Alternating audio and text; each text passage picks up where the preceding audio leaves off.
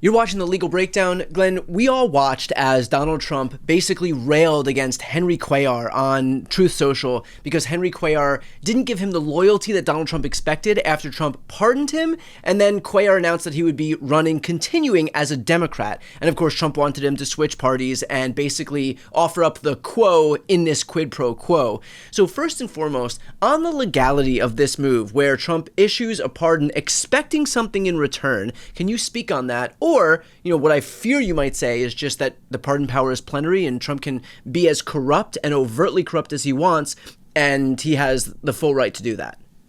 So, Brian, let's start with the proposition that what we know about Donald Trump delivering a pardon to Democrat Henry Cuellar and then railing against him because apparently Cuellar, didn't follow through with what Donald Trump expected would be the quo to the quid pro, right? This for that. And he announced he's going to continue being a Democrat. He's going to run again as a Democrat. And Donald Trump actually put in writing for all the world to see, well, that's not loyalty. So, Brian, what I just described is the crime of bribery in essence.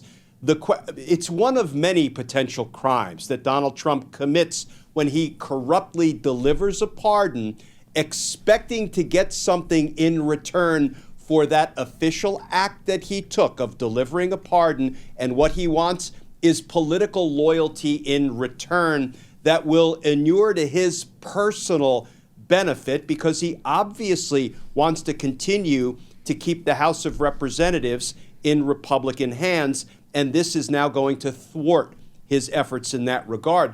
It is political corruption of the most callous and craven. It probably also constitutes a violation of any number of federal laws. But the next question becomes, as you sort of foreshadowed, what does it mean?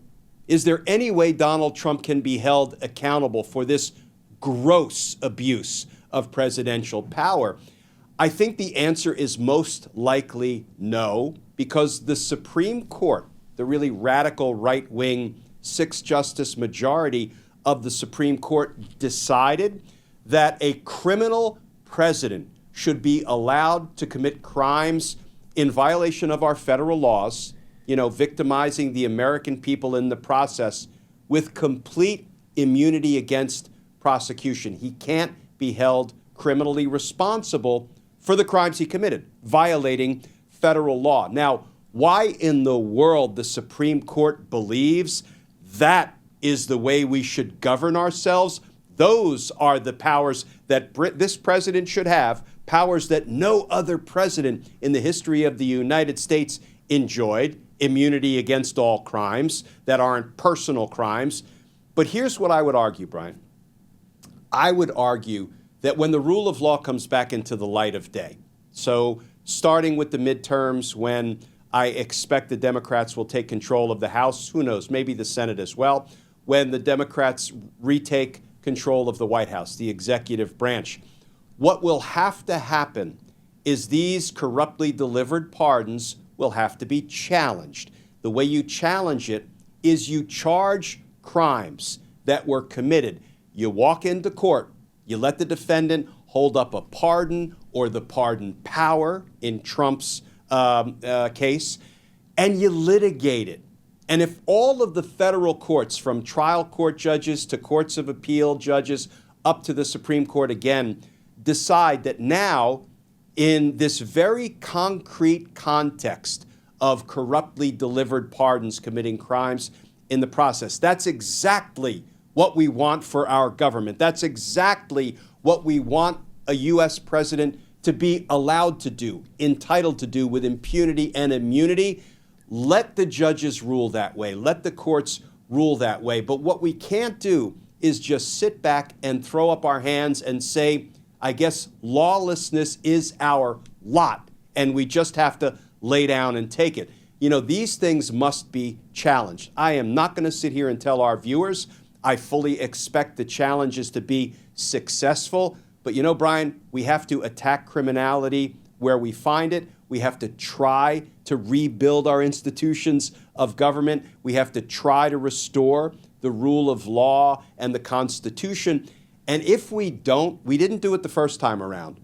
I will say Jack Smith tried to hold Donald Trump accountable for his crimes, but he didn't quite get there, I think, because Merrick Garland didn't, deploy him early enough in the process. But we didn't fix the problem. We didn't address the problem the first time around. If we again fail to address this problem when Donald Trump, falls from power, then I can no longer argue we deserve to keep our republic. Yeah. Glenn, you had said that this could fall under the umbrella of bribery.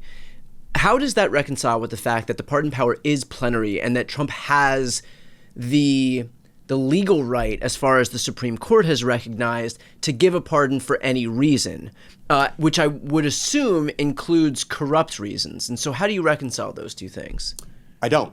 I disagree with the Supreme Court precedent. I acknowledge that it exists, but if you read Justice Sotomayor's dissent, often, Brian, and what she said is, with fear for our democracy, I dissent, because she laid out the parade of horribles that are now coming true, right? We are seeing how Donald Trump is now abusing his presidential powers, including the pardon power, including his core constitutional power of directing the military. What is he directing them to do?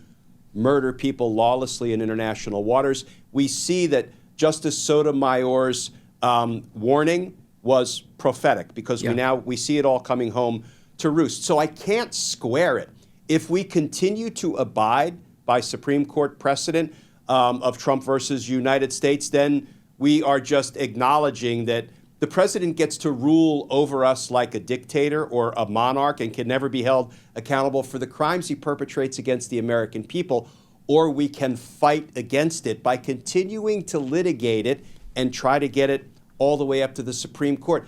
Brian, often dissents predict where the Supreme Court might go, where the rule of law might go, where the Constitution might go in the future. If we were to lay back and say, we have to accept Plessy versus Ferguson's separate but equal doctrine, horrific separate but equal doctrine, where the court in Plessy versus Ferguson essentially said government sanctioned, government sponsored, racial discrimination and segregation is good to go.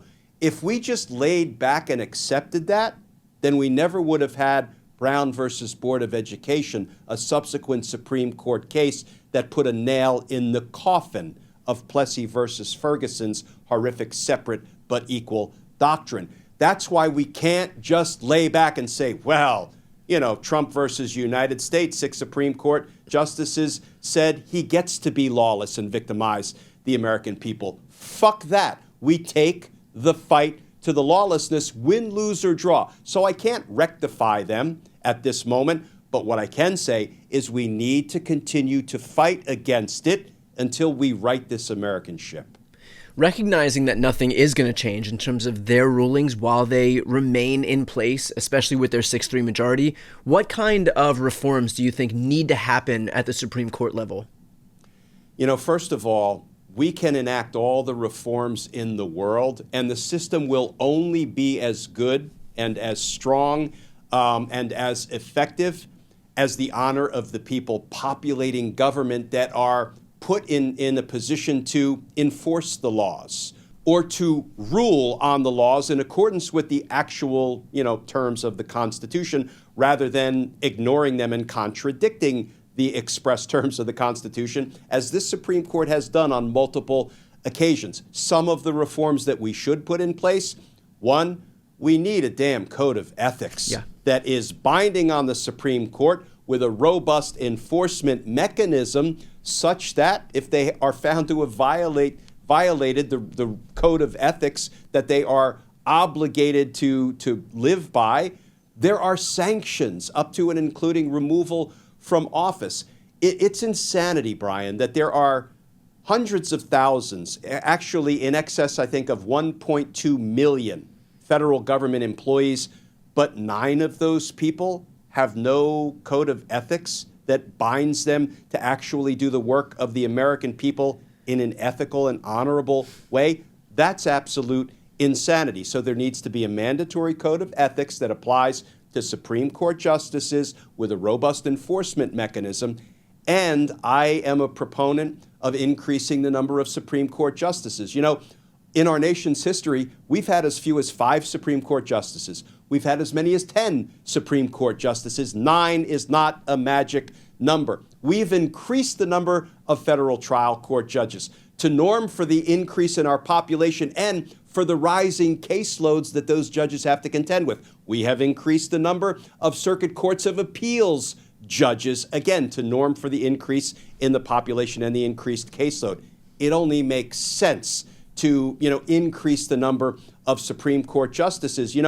Justices have certain supervisory responsibilities over the different federal jurisdictions, the First Circuit, the Second Circuit, the Ninth Circuit out in California. But there are 13 federal judicial circuits, but only 9 Supreme Court justices. Some of them actually have to double up and take 2 federal judicial circuits. Let's norm for that expansion as well of the federal judicial circuits. 13 makes a lot of sense for a lot of reasons, and it would have the fringe benefit of kind of evening out the score. And when I say the score, I'm sorry, but when you have Supreme Court justices who, will always rule in favor of expanding presidential power beyond both the federal laws, which are in place to constrain and provide checks and balances against executive branch overreach and abuse, and will depart from the constraints in the Constitution, constraints that are designed to,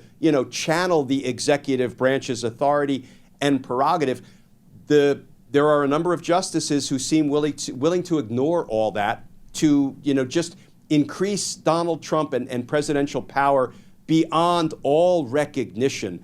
I don't know why that is, but if you could get more honest brokers of the law and the facts and the Constitution on to the Supreme Court, it would help address what I see as some of the lawlessness and abuse of people like Clarence Thomas and Justice Samuel Alito, both of whom seem to have taken what I'll call in-kind contributions from Republican oligarch donors, and they are not held to account either by Congress, by initiating impeachment inquiries because it looks like they violated federal financial disclosure laws, or by the executive branch, a Department of Justice. And Brian, a Department of Justice can investigate crime and corruption by Supreme Court justices, but of course they have opted not to do it under Donald Trump or under Joe Biden, I will add. Right. Well, that was perfectly put. We'll leave it there. For folks who are watching and want to continue to stay up on legal news, please make sure to subscribe. I'm going to put the links to both of our channels right here on the screen. That is the best way to support our work,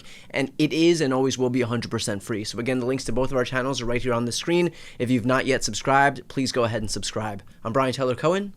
And I'm Glenn Kirshner. You're watching The Legal Breakdown.